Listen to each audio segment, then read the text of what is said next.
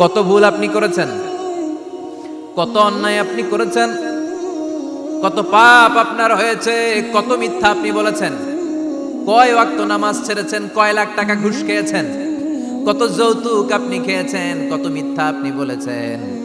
আপনার পাপ যত বড় হোক, যত বিশাল হোক, যত বেশি হোক, আল্লাহর দয়ার পরিসীমা তার চাইতেও বড়। আপনার পাপ, আপনার অন্যায়, আপনার জুলুমগুলো যদি হয় খালের পানির সমান, বিলের পানির সমান, আল্লাহর দয়া সাগরের পানির সমান। আপনার পাপ যদি হয় সাগরের পানির সমান, আল্লাহর দয়া মহাসাগরের পানির সমান। আপনার পাপ আর অন্যায় যদি হয় পাহাড়ের সমান, আল্লাহর দয়া আকাশের সমান। আপনার পাপ যদি হয় আকাশের সমান, আল্লাহর দয়া আরশের সমান। এজন্য আল্লাহ বললেন, ইয়া আইয়ুহাল্লাযীনা আমানু তুবু ইলাল্লাহি তাওবাতান নাসুহা। ও আমার গোলাম, তুই তোর নিজেরে যত বেশি ভালোবাসিস তার চেয়েও আমি তোরে বেশি ভালোবাসি। তোর বাবা মা তোরে যত বেশি ভালোবাসে তার চেয়েও আমাদেরকে বেশি ভালোবাসে কে? আল্লাহ বললেন, ভালোবাসারে তৈরি করার পরে আমি 100 টুকরা করলাম। চিল্লায় বলেন, কয় টুকরা? 99 টুকরা ভালোবাসা আমি আল্লাহ নিজের মধ্যে রেখে দিলাম। 1 টুকরা ভালোবাসা গোটা বিশ্বের সবার মধ্যে আমি ভাগ করে দিলাম। এজন্য আল্লাহ ডেকে বললেন, গোলাম আমি যে তোদের কত ভালোবাসি তোর ধারণা নাই।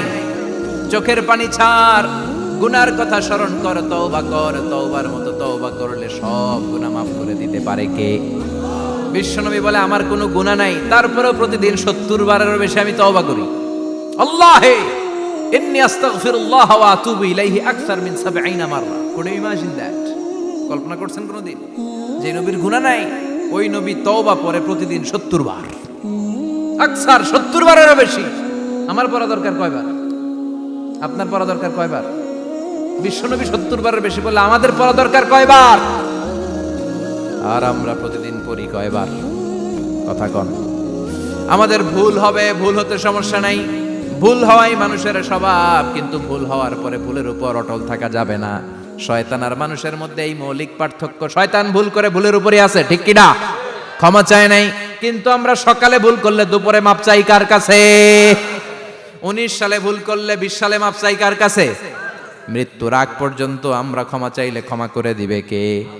সব সময় 24/7 তওবার দরজা খোলা, 2টা সময় ছাড়া। ভালো করে মনে রাখবেন, মুখস্থ ঠোঁটস্থ যেন থাকে।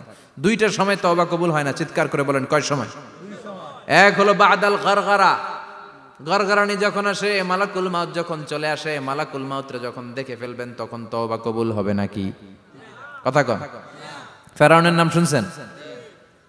ওরা যখন আল্লাহ লোহিত সাগরে ডুবাইয়া পানি খাওয়াইতে লাগলো, পানি খাইতে খাইতে পেটটা হয়েছে এত বড়, আর পানি খাইতে পারেন। এরপর হাত তুলে কয়, আনা মিনাল মুসলিমিন।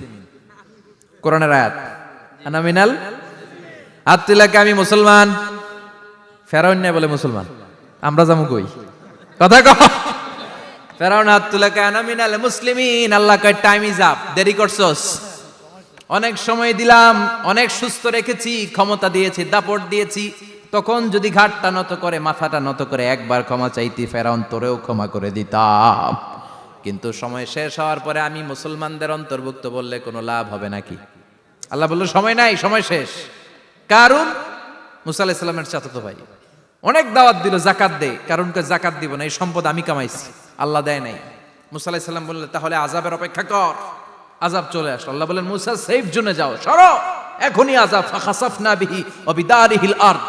পুরো ফাইয়ুমের জমিনটার আল্লাহ কাঁপিয়ে দিলেন, আর কারুনকে সহ পুরো সম্পত্তি তার জামিনের ভিতরে দাবিয়ে দিলেন। হাঁটু পর্যন্ত কারুন দেবে যায়, ভাবছে উঠে যাবে। কোমর পর্যন্ত দেবে যায়, ভাবছে উঠে যাবে। গলা পর্যন্ত যখন দেবে যায়, আর সুযোগ নাই। কয়, মুসা আমার সব সম্পত্তি তোরে আর তোর আল্লাহরে দিয়ে দিলাম, আমারে বাঁচা, আমারে সব সম্পত্তি তোর আর তোর আল্লাহর, আমারে খালি বাঁচা, চাচা আপন প্রাণ। আল্লাহ বলে, সময় শেষ। তার মানে বাদাল গারগারা তওবা কিন্তু আর কবুল হয়। এই হলো একটা। নাম্বার 2, বাদা তুলুই শামসি মিন মাগরিবিহা। প্রতিদিন চাঁদোলাতে সূর্য কোন দিক দিয়ে ওঠে? কথা কয় না? পূর্ব দিকে। কিয়ামতের আগ দিয়ে সূর্য আর পূর্ব দিকে উঠবে না, পশ্চিম দিক থেকে উঠবে। যেদিন প্রভাতে পশ্চিম দিক থেকে সূর্য উঠবে, ওই দিন থেকে তওবার দরজাটারে বন্ধ করে দিবে কে? আল্লাহ।